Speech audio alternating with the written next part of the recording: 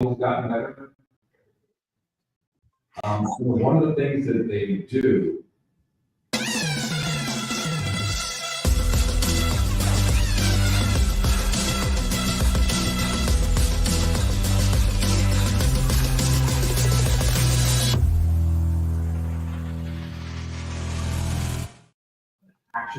Welcome in, everybody, to NFL Kickoff Live. It is the best hour of football talk every single Friday. We'll go around the NFL, talk about every team and every single game, and we'll get local insight you can't get anywhere else but right here at Locked On. I am your host, Tanitra Batiste, alongside me are Jarvis Davis and Kyle Krabs. Let's go straight to Thursday night football. Oh, my God, what a game out in Big D.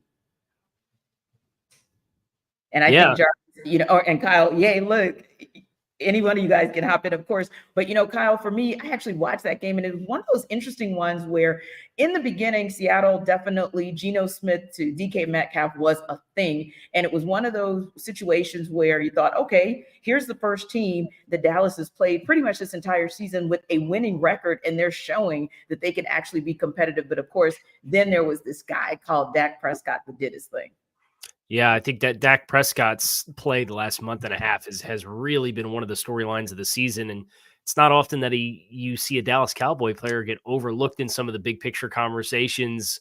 But that MVP race, Dak's looking really interesting.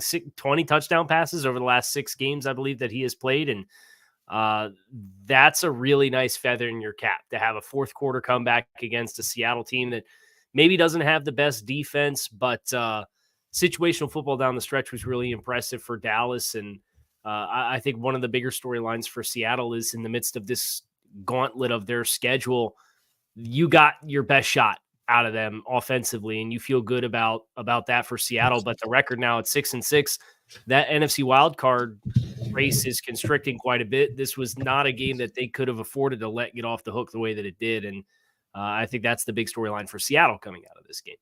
Yeah, and I think another storyline there, Jarvis, is sometimes you have to be very careful. Pete Carroll has had his moments where he's definitely overthought himself, or sometimes he has kind of gone to the well one too many times. And it was one of those things where, yeah, it worked against Deron Bland until it didn't.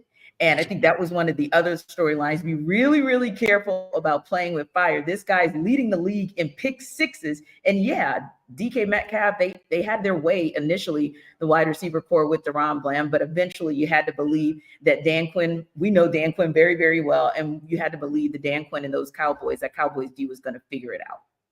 Yeah, and that's the thing, right? Because the way this defense is built, they're built to have a play with a lead, right? Because, in that fourth quarter, as I was, going through as they went through the drive and then Dallas kicked the field goal right there at the end of the fourth quarter. It was about 1:46 left in the game. I was like, yep, this is Michael Parsons time. DeMarcus Lawrence is joining the party too. Those are the type of things those are the type of, I know they didn't, they gave us some big plays. Like you said, they picked on Deron Bland as much as they possibly could in the first half of this game. But when it comes down to, cutting time, yeah, like they have the guys to close. They have the closer in Michael Parsons. Like the way he was turning that turnstile and that tackle to where he was kind of boxing him out from getting to Geno Smith. And then on the last play where they tried to run the running back across the formation and kind of do a quick little dump to him, Geno Smith had no choice but just to throw the football away on fourth down, the last play of the game. He didn't even have an opportunity to throw the football down the field to give his wide receiver a chance to catch the football. So those are the type of things that, like you said, Dan Quinn understands when he has talent, the dude is a heck of a coach. So yeah. I think that for them to make the necessary adjustments, and then, I get it going at a guy like Bland because he's a risk taker, right? But if you look at those throws, even on that DK Metcalf touchdown, that was a very precise throw. That was the only place that Geno Smith could have put that football, and Deron Bland picked that bad boy off. So he was making some Geno Smith was making some good throws. It's just the fact that that a guy like Bland, he has a knack for the football. He's a former wide receiver, so eventually he's going to get his hands on it. That's what we saw when he tried to jumped that deep out route. It was just all right, just what we used to seeing. And then when it came down to make a play at the end of the game, you saw guys like Michael Parsons and DeMarcus Lawrence starting to do their thing. That's what they're built for. And KC, the conversation, of course, to start the game, but definitely to end the game, because Dallas was able to battle their way back into a win, was whether or not they've also battled their way back into the conversation along with the Eagles and the 49ers, who we do definitely know are the cream of the crop for the NFC. And that upper echelon match down, we're going to see it kind of play out in full this weekend. We'll talk about it, of course, in the segment coming up. But just out of curiosity, did you see anything in last night's game that made you think, okay, this Cowboys team actually deserves to be in the conversation with these Eagles and 49ers teams? Well, you love the fact that they put up 40+ points for the fourth time in 6 games. I mean, they are really hanging points up on the board at a crazy level. And, some of that comes from the defense with the scoring defense and all the pick sixes from DeRon Bland. So they get a little extra juice there. I just can't help but wonder, like, if Tyler Lockett doesn't drop that pass with 8 minutes left in the fourth quarter on 1st and 10 from the 45, what's this conversation look like? Right. Yeah. So this is a quality win for Dallas. I don't want to take away from it, but if you're talking about the cream of the crop, Philadelphia has a head-to-head. They'll obviously play next week in Arlington, so that's a huge matchup. But Philadelphia's also had a lot of success head-to-head against Dallas in recent years. And the San Francisco game that happened this year speaks for itself. So if I did have to put that hierarchy up there, I still probably would lean into those other two teams just because of the head-to-head favors that both of those teams have against Dallas. But you're going to put yourself in a position from a seeding perspective where if San Francisco loses or San Francisco beats Philadelphia and then you beat Philly next week, you might all of a sudden put yourself in a position where you're not the 5 seed that has to go play an NFC South champion, and you get some home games in the playoffs. And if you get that, anything can happen from there. Yeah, and it's such a tight race when you look over in the NFC, because it is the tightest 10-1 I've ever seen or can think of in recent memory. The Eagles, of course, with the 10-1 record, both San Fran and Dallas with 9. Well, Dallas actually 9-3, of course, because they just played last night. San Fran going into that game 8-3 on Sunday, and of course the Lions 8-3 as well. So very, very, to your point, KC, some interesting matchups. But yeah, with the Eagles, they've at least shown you, a week and a half ago, they showed you what they could do in pulling out the win against the Chiefs. That was, the perfect example. And then coming back and pulling it out in overtime against a solid Bills team. So yeah, they've shown improved. And San Francisco, once they got their guys healthy, they started looking like the 49ers again. So I think you're absolutely right. It's maybe 1A and 1B, but then we still have the Cowboys kind of in that second tier, if you will. Now, another very interesting turn of events this week was up in New York. We heard that Aaron Rodgers is back. 12 has re-entered the chat. So he practiced for the Jets this week, and there's been a lot of conversation about that. Now, Jarvis, KC, I know you see that look on Jarvis's face, right? He's like, yeah, whatever. Because the Atlanta Falcons, of course, are going to see their way up to, well, really Jersey, that's where they play, but they're going to take on the Jets this week. But Jarvis, regardless of whether Aaron Rodgers obviously is not going to take the field Sunday, but regardless of that, what was your thought when you heard that Rodgers was back on the mend and on his way back this season? To be total honesty, like, this man craves attention, and I want to use a word, but I don't know if I can quite use it, so I'm refrain from using. He's an attention, you know what, and he loves it, and he craves it. He has to have it, and he's an anti guy, right? He's anti groupthink. So I think that this whole speed bridge procedure that he's is reportedly going through and trying to go up against what physical therapy suggests and all that stuff. And I think that it's amazing that he's using the Jets as a pawn almost in this whole situation, because, like, go sit down somewhere. Like, you just turned 40 years old, and if you really, really care about this New York Jets fan base, like you've been portraying yourself to do, you would go somewhere else and sit your butt down and say, hey, guys, I will be back next year, and we are going to compete for a Super Bowl. Like I said, I'm bring you back a Super Bowl, just like I promised I did in the offseason, leading up to becoming a New York Jet. So I don't buy it. I'm not interested in. I'm not looking forward to the Commanders matchup on December 20th when his 21-day period is over with. Yeah, I'm not interested. I'm not interested in it at all, because it seems like a very Aaron Rodgers type thing to kind of keep himself relevant as he's been out on our.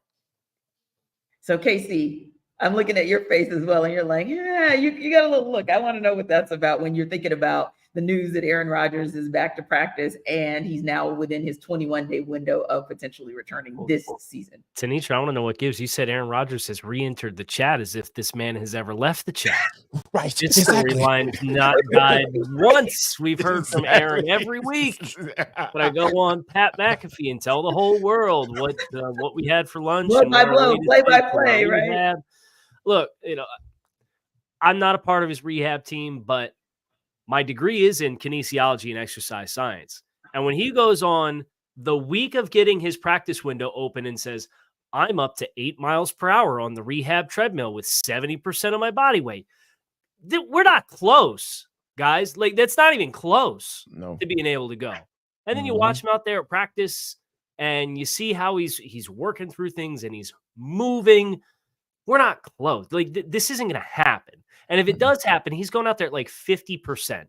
And for his mentality to be, if I go out there because we're not mathematically eliminated at 50%, what's the worst that happens? It blows again. And that's the thought process. More power to you if you want to do that. But, this late stipulation, the fine print here that we only really got to once the calendar flipped past Thanksgiving is, oh, yeah, we have to be mathematically eligible to make the playoffs for this to happen and for it to make sense for me to come back. That ship going to be sailed. So, all of this, we have successfully milked this storyline for all that it is worth. Congratulations. We have reached the practice window. I saw the practice footage from yesterday. He's not even close. So you can open the practice window and Robert Saleh's sailing point is, well, he gets to practice and do his stuff with his teammates as compared to doing it off on the side. Okay, great. But, the headline is just Aaron Rodgers practices and everybody loses their mind. The fine print is there. REALAX, relax, to quote Aaron Rodgers. This is not going to happen. Yeah, and I think you're absolutely right. Like, there's been so much attention paid to that. And of course, we would be remiss if we didn't bring it up and have some conversation and some commentary about it as well. But real talk, yeah, I mean, you're looking at a team that's up and down. You don't kind of know what you're going to get from them week to week. I mean, literally, I'm looking at a record, for example, and I say from week to week, but honestly, the last 4 weeks, we know what we'll get from them else. That's because that's what they've produced. So at the end of the day, you're looking at a team also that's 4-7. Weirder things have happened, but you would essentially have to go 5-0 to have even a snowball's chance, right? Or 6-0, really and truly, to have even a snowball's chance to get out of a very difficult AFC. Heck, you're not even getting out of your division, if we're being honest about it, Kyle, right? So if you can't get out of the division as kind of your part one, like, where's the path there? That's what you should be focusing on. Or your conversation should be more focused on, you've got a team in the Atlanta Falcons that's coming into town who you're going to be facing one of the top run offenses in all of football. And you're the second worst run defense in all of football. That really is what the focal point should be in New York. Not so, or not. Yeah, like I mentioned, like, this is all part of his plan. Like, I'm giving Aaron Rodgers a lot of credit. Like, this is all part of his diabolical plan to stay relevant, and it sucks because at the end of the day, like, when you're the quarterback is being questioned as to whether or not Robert Saleh, should stick around as a head coach. It's like, why are you asking the quarterback that? A guy that's supposed to be on IR somewhere, go rehab it. You know what I'm saying? Like, Kyle, man, I think you need to call Aaron Rodgers and give him some good advice, man, some good sound advice to say, hey, man, if you want to continue to play, you might need to sit your butt down somewhere. So yeah, I'm kind of in the corner of this game has a lot better storylines to be having conversations about. Like, you got the division leader for a bad division, we're going to be honest, coming in town, and, they're coming off of rushing for over 200 yards, over 400 yards in the past couple of games. So this is a team that's trying to get some type of momentum, going here. And we're sitting up here talking about a quarterback who we know anybody with common sense is not going to play. Well, you know what? That's why we're putting that conversation to rest, and we're no longer going to talk about that quarterback. We're going to talk about some QBs and some teams that are actually worth our time. Eagles and 49ers, a big showdown this coming weekend. We'll talk about it on the other.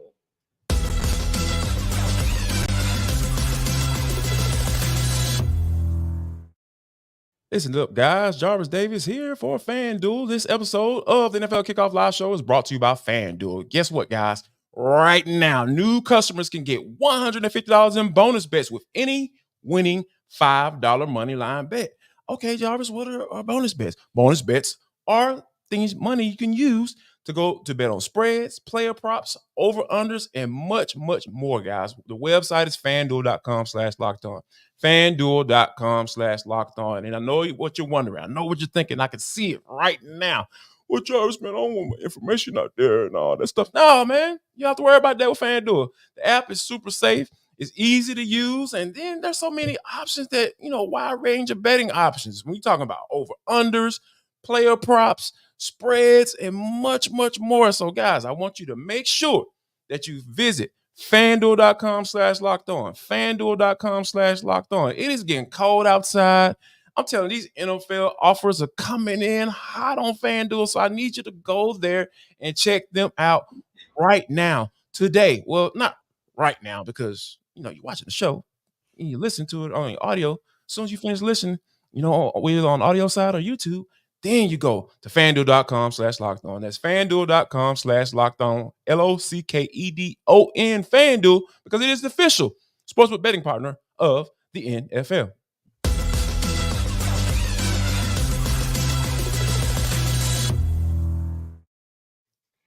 Guys, I don't know about you, but I am absolutely, positively salivating over this showdown that could be a preview of the NFC Championship game. I'm talking about the Philadelphia Eagles, the San Francisco 49ers, two teams that, like me, believe that we will see them deep into January, maybe even one of them in February. So this week, they're going to face off, and our Locked On 49ers host, Brian Peacock, alongside our Locked On Eagles host, Gino Camilleri, break down a potentially dangerous, strange, interesting trend out of Philly this season.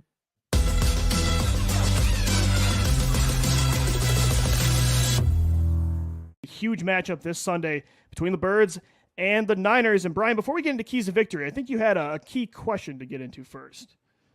Yeah. So is it a feature or a bug that the Philadelphia Eagles aren't blowing teams out for 60 minutes, but they're looking weird for a half and then just like, oh, that's right, we're better. So we're not going to run away. We're going to walk away from you. And then we're 10-1. Is it a feature or a bug this season for the Eagles? Yeah, I think I don't know. It's a little bit of both. I don't want to cheat. I would say a bug because in the first half, it's not like it's a fluke. I think the play calling has been very up and down. I think they are turning the football over. Jalen Hurts has taken some time to wake up a little bit in these games, especially over the last month. But they are just so good at having an answer in the second half. It just feels like they're never rattled, and I think that's primarily because of their quarterback. I think they drive through Jalen Hurts, and it doesn't matter how many bad plays he makes.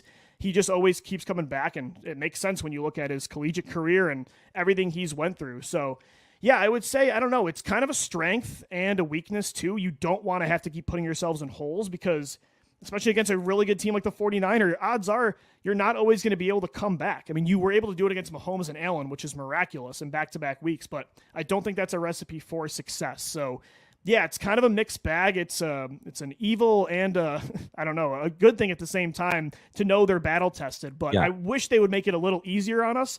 I will say they've had some complete games this year. They put a complete game together against Tampa Bay, against the Rams. I would even say the Miami Dolphins. Dallas, they played pretty well for 4 quarters. But yeah, lately it's taken them a little bit to get going. And I think against the 49ers, that's going to be a huge key because they play great with a lead. And I think at times they don't play great when they're trailing. So I think both teams are going to be really fighting to get that lead early on in this football game. No doubt. I mean, it's fascinating because I was kind of saying it was a feature because they're battle tested. And we talked about how the 49ers have been such amazing front runners, which is not a negative this season. They get a lead and they're so good. And you're Kyle Shanahan. You have the entire playbook to throw at teams, run and pass. And then the defense can start to pin their ears back a little bit. And you make the opposing offense one-dimensional. That's been the 49ers' lifeblood. And so if that's how it plays out, I think it really plays into the 49ers' hands to get that lead early. Whoever gets the lead first is my first key to victory in this game. And the 49ers have proven this season that they're so much better playing with the lead than not. And what's fascinating is that the Eagles have proven that they can play without the lead too. So if I had to guess how things are going to go, the 49ers go up early, but the Eagles are the one team that the 49ers have faced this year. They might be able to come back from that deficit as well. So I kind of hope that's how it goes, because that'll make for an awesome football game on Sunday.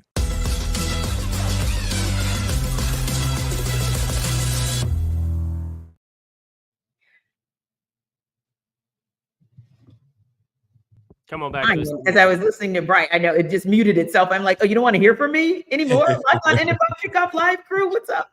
Anyway, we know that happens from time to time. But my point being, Jarvis, it's interesting in listening to what Brian said at the end. It was almost like he was making his case and unmaking his case all at the same time, because he said that the one thing that the 49ers, the one thing that could happen is whoever is that team that goes up first is a team that's probably going to win the game, which the 49ers tend to jump out to a quick start. But then he had acknowledged the fact that, like Lou was talking about, the Eagles are the one team that, they just kind of sit back and take your best shot until about 59 minutes into the game and decide, okay, we'll just smoke you.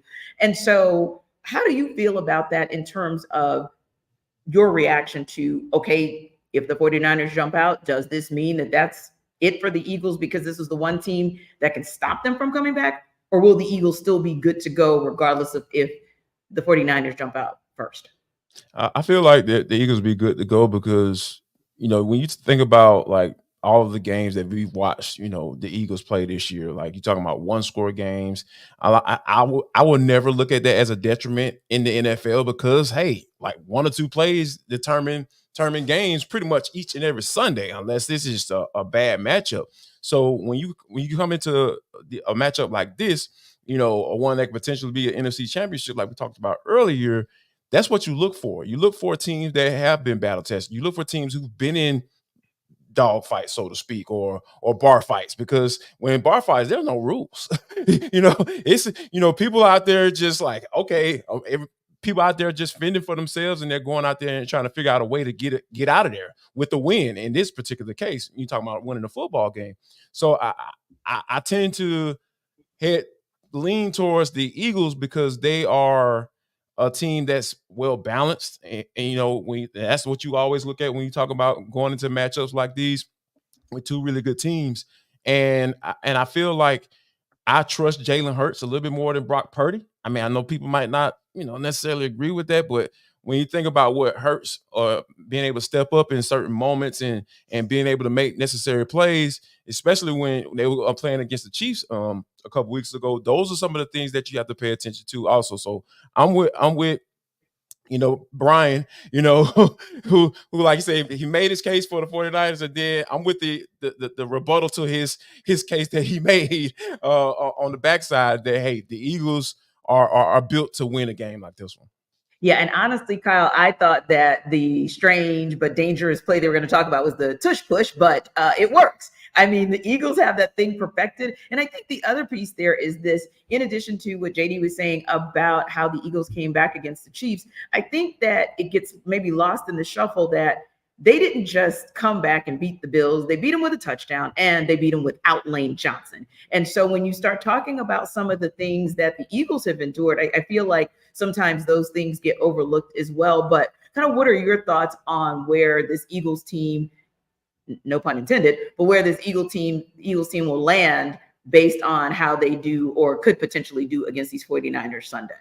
Yeah, just as a follow-up on the one-score game dynamic, they have two more one-score wins this season than San Francisco has in all of 2022 and 2023 combined, which is a full extra season's worth of games. So that ability to win close, win ugly, win gritty, win dirty, like San Francisco has done it, but like Philadelphia this season, it's kind of been like the book for them. So I think Philadelphia can win in more ways, where I think San Francisco has kind of a more defined pathway to beating you, kind of their plan. And I think they're very well-rounded in what they do offensively and defensively. They are one of the teams in the league that throw the ball the least, but they're the most efficient per attempt passing offense in the league because of the weapons that they have on the outside. Ayuk's averaging almost 20 yards a catch. So much of that is run after catch. Christian McCaffrey, that's the centerpiece, the vehicle of this offense is the trade deadline last year. I think there's a game script for San Francisco to really take control of this game and take advantage of it and kind of smother Philadelphia. But I don't necessarily know that they're going to get to that script. So I do think this is going to have to be a win dirty game for either team. The good news is either team can do it. One team is just doing it at a higher rate this season than the other. Yeah, and amazingly so, Kyle, the one team that's doing it at the higher rate is actually the underdog. Just saying. But, Gino Camilleri and I talked about that. He, of course, is the co-host with Louis DiBiase for Locked On Eagles. And we talked about the fact that for whatever reason, they're still in Philly trying to put some respect on that team's name and trying to put some respect on Jalen Hurts' name. And it just isn't happening. So I suppose maybe Casey, maybe JD, if you beat the Chiefs, and then 6 days later you beat the Bills, and then 10 days later you beat the 49ers, maybe that's the kind of 1, 2, 3 punch that you'll need in order for you to get the respect that you deserve. But that said, I think also there's still some opportunity out there for some teams to make a statement that they can actually be that team that heads to the NFC Championship or meets one of these teams in the NFC Championship. So Jarvis, what team do you feel is still out there in the NFC who could beat either the 49ers, the Eagles, or both? Wow, that is a really good question, because like going through this was a hard one, because I was a month ago would have been a different, right? Right, yeah. About 2 or 3 weeks ago, I would have Lions would have been the first name to come to mind, but that got Jared Goff starting to shine through a little bit. Old Rams, Jared Goff. The reason why Sean McVay said, hey man, I'll let you, bro. Go ahead and get you on, take your little one-way trip to Detroit. And give me Matt Stafford. Like, I need that. But it's and that's the unfortunate thing, because like you see the downfalls of that team. And it's kind of hard to, when you start matching them up against a team like the Eagles or the 49ers, it was just like, oh, man, given the way y'all been playing. But on the other side of that, it's kind of hard to ignore what the Cowboys are doing. I know they're the Cowboys. I know everybody, they're the butt of a lot of jokes as far as playing in big games. But the way Dak Prescott has been playing, like, the man is legitimately in the MVP conversation in the NFL. So I think that I would have to put the Cowboys, they surpassed, to me, in my book, the Detroit Lions. So that's kind of where I'm looking at. I'm leaning towards D-Town and what they've been doing as of late, because I've always believed in the defense. It's just not, I don't know what Dak gonna do and when it comes down to it. But as of late, he's been doing it. Yeah, you don't know if he's going to be Dak that's going to Dak, or if we're going to see Rain Dakota Prescott out there. But I think we've been seeing Rain Dakota Prescott out there. That's a positive. That's a compliment. Because I'm calling you by your I'm a Steelers fan. Yes, that's a compliment. Steelers fan calling you by your whole name with respect. So go ahead and take that. But Kyle, that's actually a very interesting point that Jarvis and I make, because 2, 3, 4 weeks ago, what the power rankings were looking like in the NFC and who had that road, sort of that third team that had that road or that path to the NFC Championship, have possibly changed in terms of, we know it's still going to be the Eagles that we're talking about probably for the duration of the regular season. Same with the 49ers, but maybe the path has changed about who that third team might be, who could take one of those down. I think the only apprehension that I have here is with what the road looks like the rest of the way. I would agree Dallas is comfortably playing better football right now than Detroit is, coming off that Thanksgiving loss against the Green Bay Packers. But Dallas has the league's third highest remaining opponent win percentage of any team in the league. They have to play Philadelphia again. They have to play at Buffalo. They have to play at Miami, and they play Detroit. And that's, only so many games left on the schedule. You got 5 games left. That's 4 of your 5 games. Yeah. So if they're going to be in a position to chase down Philadelphia, they're going to have had really earned it. But 2, I think if you're going to beat one of these teams in the playoffs, you're going to have to, your chances are much higher if you play them at home. So I think that's where I still kind of lean into Detroit a little bit, because we're expecting them to win that division. They're at New Orleans this week. I think that's a very winnable game with the struggles that New Orleans has had recently. Indeed. So I think Dallas is playing better ball, but I think the pathway is still better for Detroit to be the team that does it. Yeah, and that makes perfect sense, because oftentimes, it's not about how good or bad you're playing. Sometimes it's just a game of luck. I mean, if we're being honest, and it sounds like, to your point, Dallas has just that harder road to kind of travel than, say, the Lions have to. So it would be interesting to kind of see how this plays out, especially because, as you mentioned, Casey, there are so many head-to-head matchups of these teams that are vying for those top seeds in the NFC. Now, as we prepare you for the NFL week with Sell Me Why, Jarvis first is going to tell you guys about and sell you on Game Time.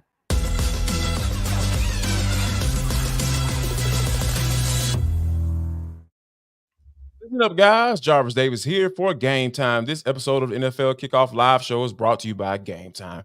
Listen, everybody named Mama, everybody named Mammy are looking for SEC championship tickets. I know it's coming down to the wire. We're literally one day away, about 26 hours away, 25 and a half hours away from kickoff as we speak.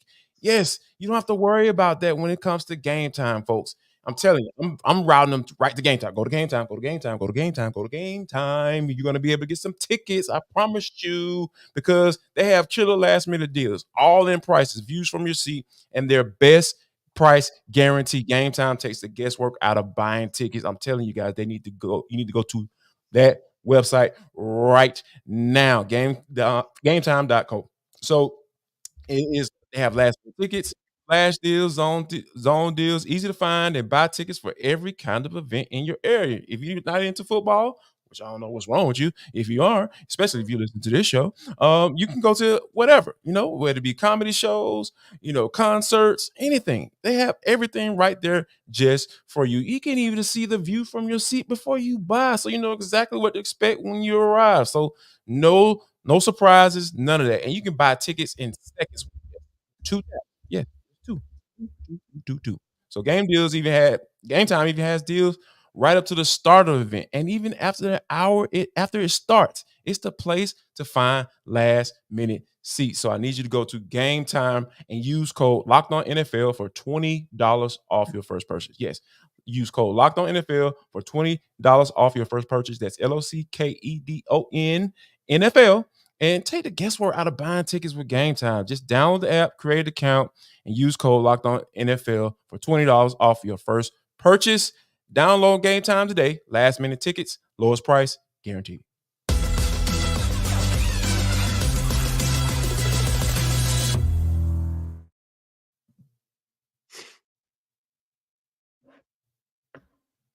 Gotcha again. Gotcha again, T. How does it keep doing that? The microphone guys does not want me to talk.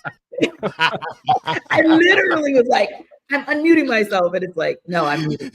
But anyway, it's just, you know what? It doesn't want me to be great, but there's a great person that we're going to hear from, my BFF of Locked On, Ross Jackson, who I had to give hugs to last week because it was tough for him, Jarvis, coming off that Falcons Saints game last week. It was sad.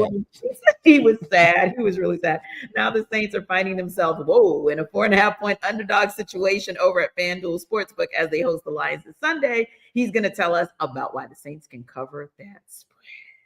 If the New Orleans Saints hope to get a win against the Detroit Lions, they got to start burning sage in the Superdome right now. I'm Ross Jackson, host of the Locked On Saints podcast. In order for the New Orleans Saints to get a win against the 8-3 Detroit Lions, they're going to have to do a lot of things, and maybe reviving or finding the living lineage of Marie Laveau, the voodoo queen of New Orleans, might be the biggest way and best way to achieve that victory. But if they're going to have to do it on their own, they're going to need to have a lot of things go the right way. They're going to be without their top wide receiver in Michael Thomas, without their big deep threat in Rashid Shaheed, without their top cornerback in Marshawn Lattimore, and their other big-time wide receiving option, second-year wide receiver Chris Olave, is coming out of concussion protocol, so even if he does play, who knows how impactful he will be. Needless to say, the chips are stacked against the New Orleans Saints. But if the Saints can do a couple of things, maybe they can make this one interesting. See, the New Orleans Saints are one of the lowest ranked teams in the NFL when it comes to their defense putting pressure on a quarterback, or the percentage of time that happens. On the other side of that, the Detroit Lions offensive line is one of the teams that allows the least amount of pressure on their quarterback, Jared Goff, in the league as well. One of those would have to break in the Saints' favor. Get pressure on Jared Goff, and when you get there, force turnovers. This has been a big issue for the Detroit Lions over the course of the past few weeks in particular. They've been giving the ball away quite a bit. The New Orleans Saints are one of the best teams in the NFL with a +6 turnover differential in creating takeaways. So if they can do that, get pressure on the quarterback and take the ball away and actually find a way to convert in the red zone, which has been the biggest struggle for the New Orleans Saints so far this offseason, then or season rather, then maybe, just maybe, they might be able to get an upset win against the Detroit Lions. But we're not holding our breath in New Orleans just yet. If anything else, it might be an audition for Ben Johnson, Detroit Lions offensive coordinator, for a potential job opening that could follow the season here in New Orleans. Well, you know Ross Jackson. Oh, yeah. Ross pulls no punches and he tells no lies. I was just waiting for him to say that actually Miss Marie or Miss Olivia or Miss Willie Mae were going to come out with like the voodoo dolls and stuff like we do back home. Yeah, you know, it's New Orleans. So it's probably going to take some voodoo dolls. The spaghetti. That's what I've been told. Exactly. Maybe they should take some of that spaghetti up to, or some red beans and rice up to up to the Detroit locker room, because that might be, Kyle, the only way that they take a dub away from this game. Ross did not inspire any confidence in me. And I am sitting in – look, you look at the Saints team all season long, and kind of the way I perceived the team was they were a talented team with questions with coaching, and now they're a talented team with questions in coaching and health issues. Yes. And that's not a good combination. That's not an extra layer to add onto a football team. So for all the players that have been banged up, Derek Carr's had a hard enough go this season in New Orleans. Never mind all the skilled players that are going to be banged up and missing time. The offensive line has not performed to the expectation that they have for all of the money that they have invested in that group, and the first-round draft pick with Trevor Penning. Like, it just hasn't clicked into place. And this is not the offense to be messing with if you're having trouble to get the offense to click in place and have a bunch of guys that are either hurt, playing hurt, or going to be missing the game. So I'm all the way out on the Saints covering that 4.5-point spread. Yeah, and Jarvis, just thinking back to the game last week, taking nothing away, by the way, from what the Falcons O-line was able to do, but literally I felt like Cam Jordan was a step slower than maybe I'd seen him in recent games, and I felt like everybody on that Saints team seemed to, as the game go on, it seemed like they were more and more and more on their heels until, the Falcons were just able to kind of drive them into the ground with their ground game.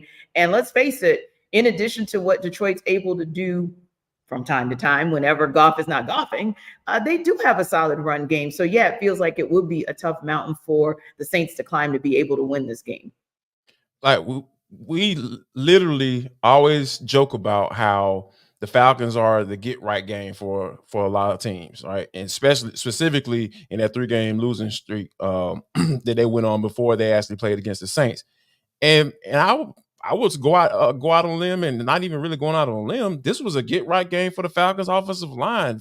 Like, they literally dominated on both sides of the football up front. And we don't talk about Falcons teams like that. I mean, just to be quite honest. So yeah, Cameron Jordan, he should be slowing down at this point, because I haven't seen a slow down Cam Jordan before. Like, so I was quick to point that out last week, at Mercedes-Benz Stadium. So yeah, when you're going up against a physical type team, that the Lions, we know Dan Campbell is the head coach of that team. You're talking about biting ankles and knees and all that stuff.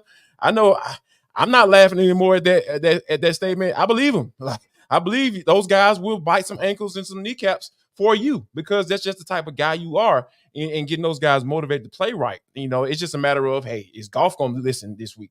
But that's the only thing. I think that's the X factor in this game. If Goff starts golfing, right? I love using that term, by the way. Shout out to Jason Goff, our guy. I don't know why it just popped in my head, but I'm going to say it anyway. But if he starts golfing, there's going to be an opportunity, for the Saints to get there. But I think, like, this is a storyline game, right? The underlying stories for this game have nothing to do with whether or not the Saints are going to win. It has to do with Pete Carmichael and Dennis Allen throwing his players under the bus and all this type of stuff. It's just too much going on with this game that I feel like this is a get-right game for the Lions. They're going to avenge that loss against the Packers on Thanksgiving and go and get a win and start to potentially get back on track. And now, a team that is not, I feel like, in that same situation, because they certainly aren't the clusterfuck that we're seeing in, at least in the Saints, but it might be a similar situation, Kyle, in when you look at the Miami Dolphins and you look at the Washington Commanders, meaning one team is a clusterfuck and one team is not. So maybe it's a similar situation off field in this upcoming game. And we're going to hear a little bit more about that from David Harrison from Locked On Commanders. He's here to tell you why the Commanders can cover as 9.5-point underdogs against the Dolphins. The Washington Commanders are going to need some Our Fathers and some Hail Marys if they're going to defeat the Miami Dolphins in Week 13. I'm David Harrison of the Locked On Commanders podcast.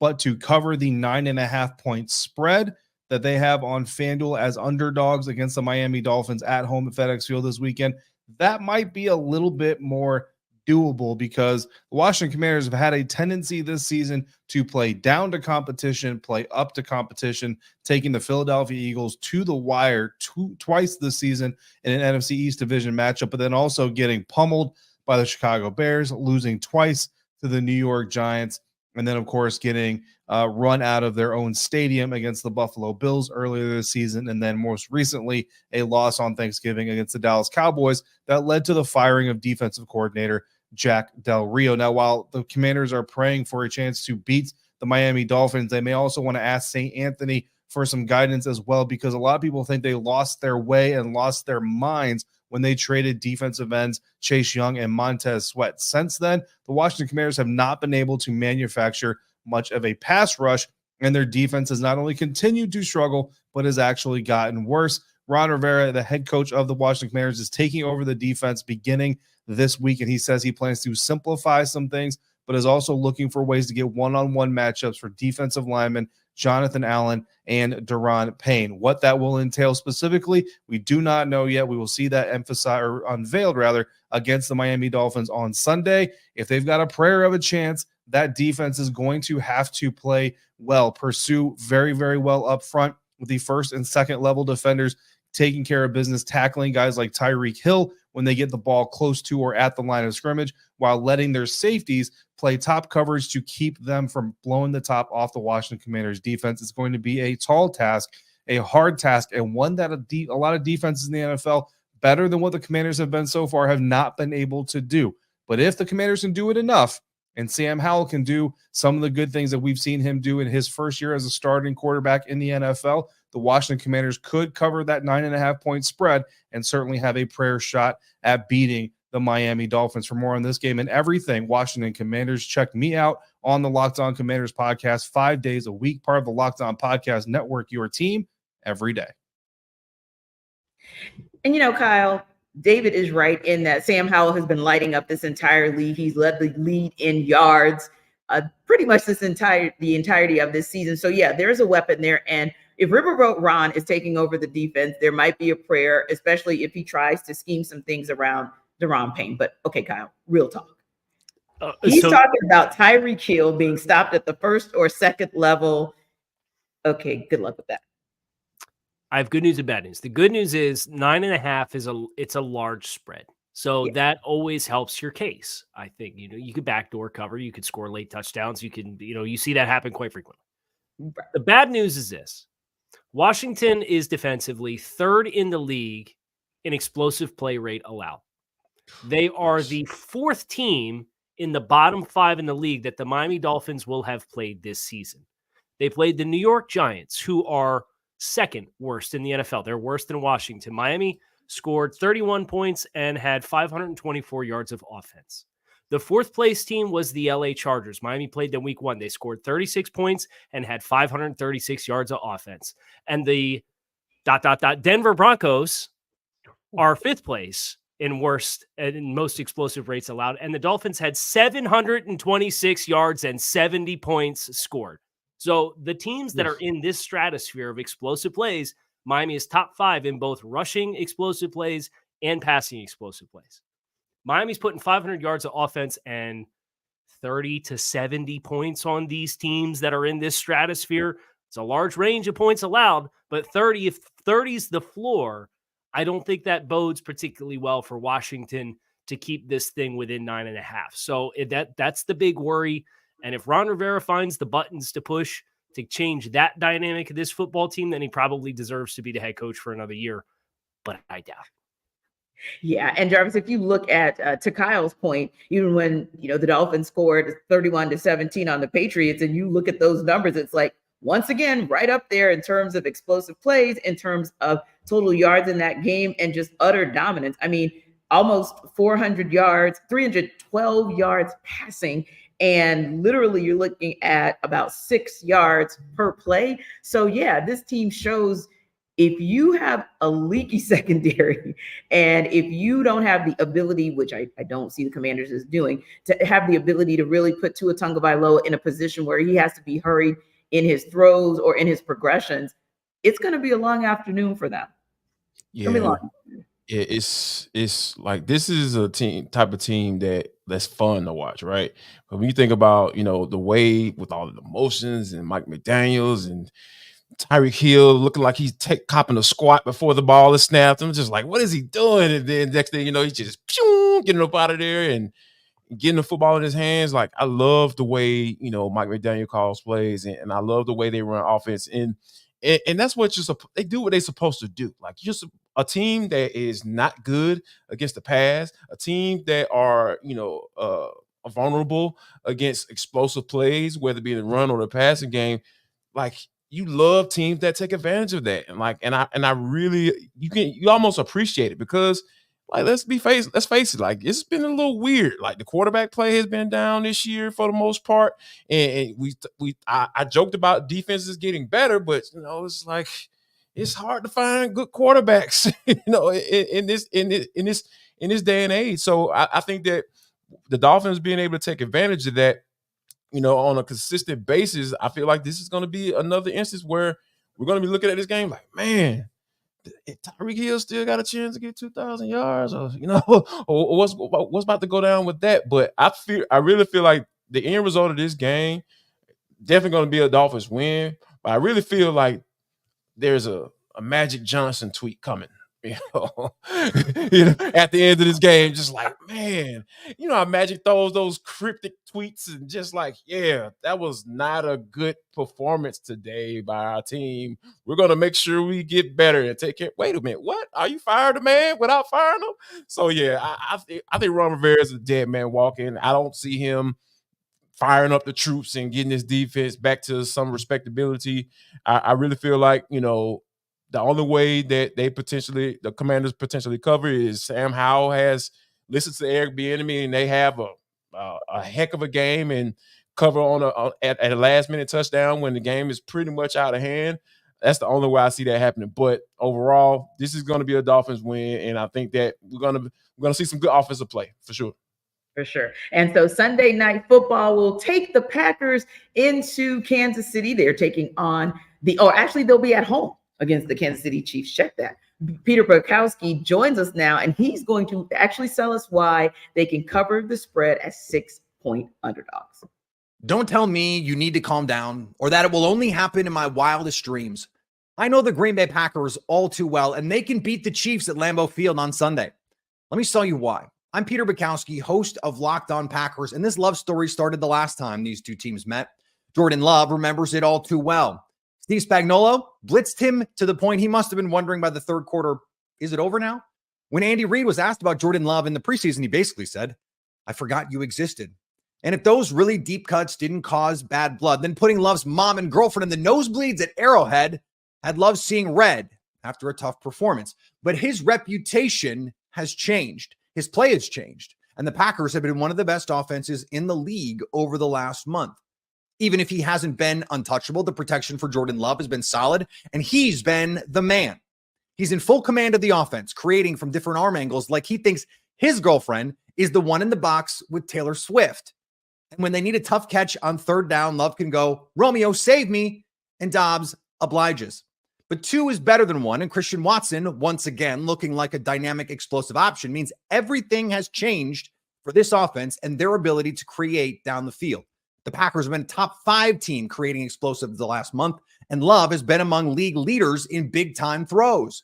If the Packers can tackle and not have guys like Travis Kelce shake it off, they can keep the Chiefs from creating a big plays and keep a blank space up on the scoreboard.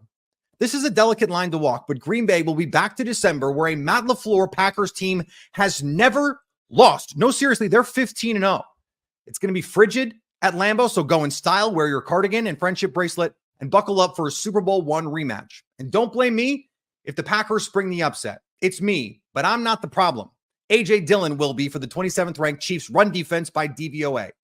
The Packers score 22 and win.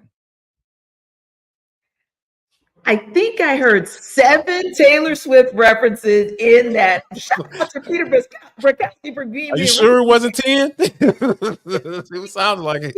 Do you think? But anyway, guys, quick reaction to that. That was actually some bold predicting from our guy Peter. He's saying that maybe the Packers can pull off the upset, but KC, do they actually cover? I think they can. I think they can cover. With 7 of their last 10 football games have been 1-score games. So you're in the 6-point territory. Like that's on the upper echelon of just about every game that they played, win or lose. I think 22 is about the right number, not just because it's a Taylor Swift song for the Packers offense. And if the Chiefs can fall into the trap of the last 2 teams that have played Green Bay, which is Green Bay successfully run the ball, and they've run the ball well for about a month now. But Green Bay's also +4 in turnover differential the last 2 games. So if you could steal a couple possessions, you can get up into the 20s. I think that is a pathway for you at the very least to cover the 6-point spread. Well, it'll be interesting to see if it actually happens. Now, on the other side of the break, we're going to talk about some guys who might be on the hot seat. But before we talk about that, Jarvis is going to tell you guys a little bit about FanDuel.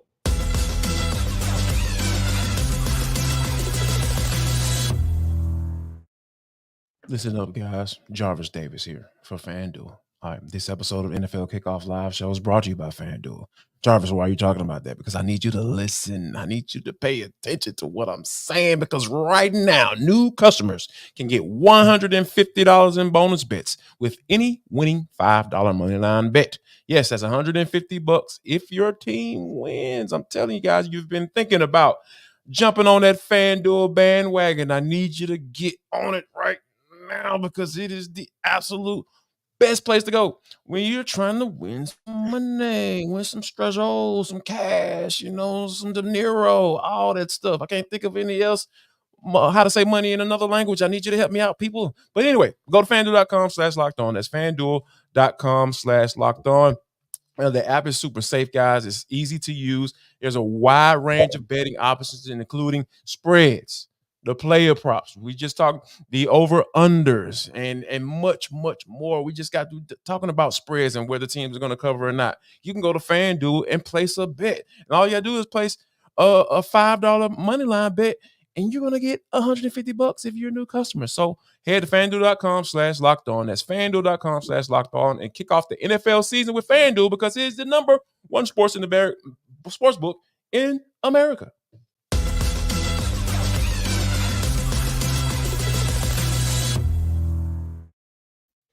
Well, guys, it's about that time because it is week 13. So we are coming into the final stretch of the NFL season, and that's when we got to start talking about the hot seat. Got a couple coaches that I want to throw out there to you, Jarvis, and I'm going to throw a couple coaches out there to you, Kyle, as well. And you guys give me your thoughts on whether or not these coaches will make it through the rest of the season and then get the axe. Will they be back next season potentially, or do they even make it past this Sunday? We're going to start with a guy that we talked about earlier in the show, and that's Robert Saleh. Jarvis, does he make it through the week, through the season? Does he make it back into New York next season? I think he makes it back into New York next season, because like the way this team has been constructed, by Joe Douglas, the general manager of this team, hey, they went all in on Aaron Rodgers because they got the young talent on the offensive side of the football. The offensive line is still a work in progress, but the defensive side, you had Garrett Wilson, and then you had Sauce Gardner on the other side. Those guys were rookie of the years, respectively, on that side of the football. So there's talent there. There is a little bit of hope there, as far as and I don't look at Robert Saleh as being incapable of being a head coach. I feel like he's a good leader. I feel like those guys believe in him. There haven't been any reports as far as him losing the locker room. So yeah, I definitely think he should keep his job. Yeah. And another guy kind of switching coast, if you will, really know, Kyle, if you can lay everything at the feet of Brandon Staley, because I feel like the Los Angeles Chargers as a franchise. Yes, you Yeah. can. Sorry, Miami interrupt. My fault.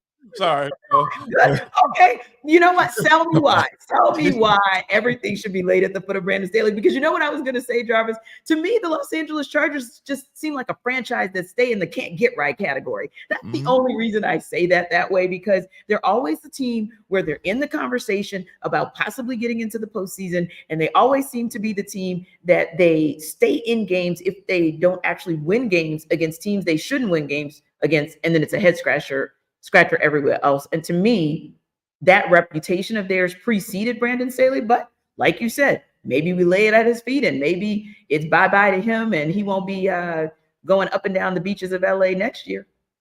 Yeah, I think it's time. I think it's time for Brandon Staley to go. When you're going at reporters and about demanding that they don't ask you certain questions as if they're on a professional too, and they're there to do the job. Right?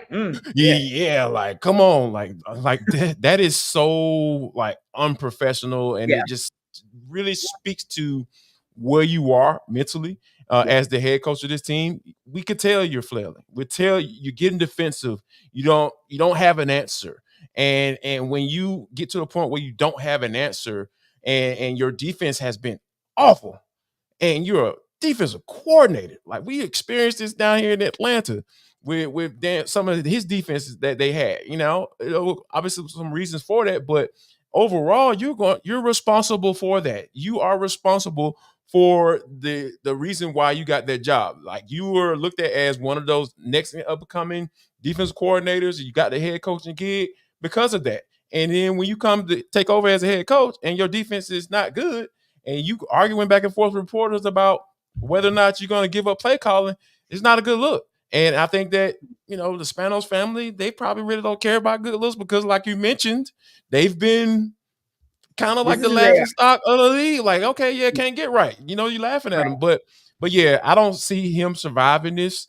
And, and it's just going to be a matter of, are they going to be able to hire the right guy? And that's the question that more than likely is going to be no. Yeah. Now, when we go back to the East Coast, Casey, you look at whether or not Riverboat Ron will be sent sailing out of the DMV, whether that's this week, this season, or if he's just not going to return next season. Where do you think the Commanders stand on his status? I think Ron probably finishes out the season, but the number one thing there is the Josh Harris ownership group has just come in this season and they're evaluating everything. And I don't think there's a lot to like from an evaluation standpoint. And it's hard to blame some of what's in place there just because the Snyder ownership was as disastrous as it was. But, Ron Rivera, for as long as he's been tenured in the leagues, never had back-to-back winning seasons. And they were 500 last year, so they technically didn't have a winning season last year, but they're at 8 losses, right? Like you're on the doorstep of another losing season. And you'd like to think with an ownership group that's coming in, had this year to evaluate everything, then they're going to start to kind of shift some gears and say, okay, let's get this thing headed in the right direction. I just don't think Ron is going to be a part of that puzzle for them. So I think he'll probably finish out the year as the person who's taken over the play calling duties defensively and a long tenured NFL coach, but I do not see him back with that team again next season. Yeah, and ultimately, when you decide to part ways with Montez, I think Chase Young was a slight bit more understandable, but when you start going down that path, it almost feels like you're just going to go into full-blown rebuild. And Casey, I'll wrap up with this one because this is a tough one just because of all of the success that we've seen come out of New England for the last couple of decades. But real talk, you cannot overlook what's going on in New England today. Where has the road ended for Bill Belichick and Robert Kraft? When Robert Kraft writes the letter to the season ticket holders and promises a better product than last year, and this is the product that you get, I have a really hard time picturing that they're going to continue moving in this direction. And Bill Belichick's quest for the all-time wins record will have to probably continue somewhere else. And it sounds like there will be some suitors for him, but this mess is completely Bill's. Tom leaves, all the personnel decisions, he runs player personnel, he does the coaching, like it's all at Bill's feet. And this team has regressed for effectively 3 consecutive seasons now. I don't see that being a sustainable relationship any further either. Yeah, you're right. And for all the good that he's done, the last 3 seasons are what they are. But yeah, I don't doubt that if his time in New England has wrapped, that there will be another team knocking at his door come next season. Listen, we appreciate you guys for stopping by NFL Kickoff Live as always. It's going to be a great weekend of NFL football. Come back next week and we'll be ready to talk about another great week. Have a wonderful weekend.